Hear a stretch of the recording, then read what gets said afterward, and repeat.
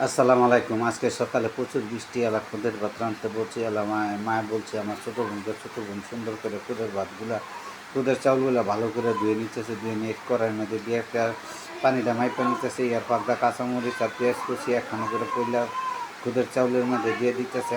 তো খুদের চাউলে দেওয়ার পরে লোকে দিয়ে দিচ্ছে হালকা সয়াবিন তেল, অল্প পরিমাণে কিছু লবণ দিয়ে চুলায় বসায় দেওয়ার পরে দুধ কচুর দুই তিনটা পাতা নিল কড়া দেখে।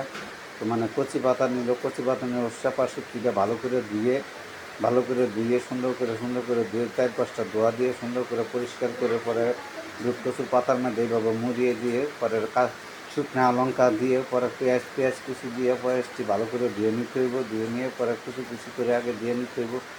দিয়ে পরে তেল দিয়ে হালকা তেল দিয়ে কড়াইয়ের মধ্যে দিয়ে ভালো করে ভাজে এর পাকটা খুদের চাউলগুলো ভালো করে নাড়া দিয়া পরে পরে করতে হইব, এই হালকা করে ঘুরে দিতে হইব। ঘুরে দেওয়ার পরে আর দিতে হইব না, এক লড়াই হয়ে যাব। পরে পাকার মাঝে ভালো করে শুটকির ভর্তাটা আমার ছোটো বোনে আমার কাছে খুব সুন্দর। আমি শুটকির ভর্তা ভর্তার প্রতি অনেক দুর্বল। আমার বোনে আমার জন্য খুব সুন্দর করে ভর্তা বানাচ্ছে। তো ভর্তাগুলাই পেঁয়াজ অনেক বেশি দিচ্ছে। শুটকির ভর্তার মধ্যে আসলে বেশি করে পেঁয়াজ না দিলে ভর্তার কোনো স্বাদ হয়ে লাগে না।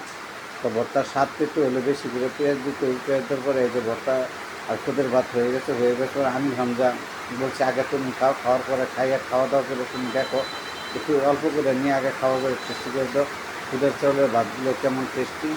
তখন হ্যাঁ শুটকি ভর্তা নিয়ে হালকা করে মাখছে, দেখেন আটটা লালসা হয়ে গেছে। খাওয়ার পর হ্যাঁ দিগুমা আর থামতাছে না, একের পর একে খাওয়া আবার আঙুল পাশ করে ঘুরে দেয় আছে। আর আল্লাহ আমারও লগাবে ওটা, আমি আর দেরি করছি না, আমি করছি আমারটা আগে দাও।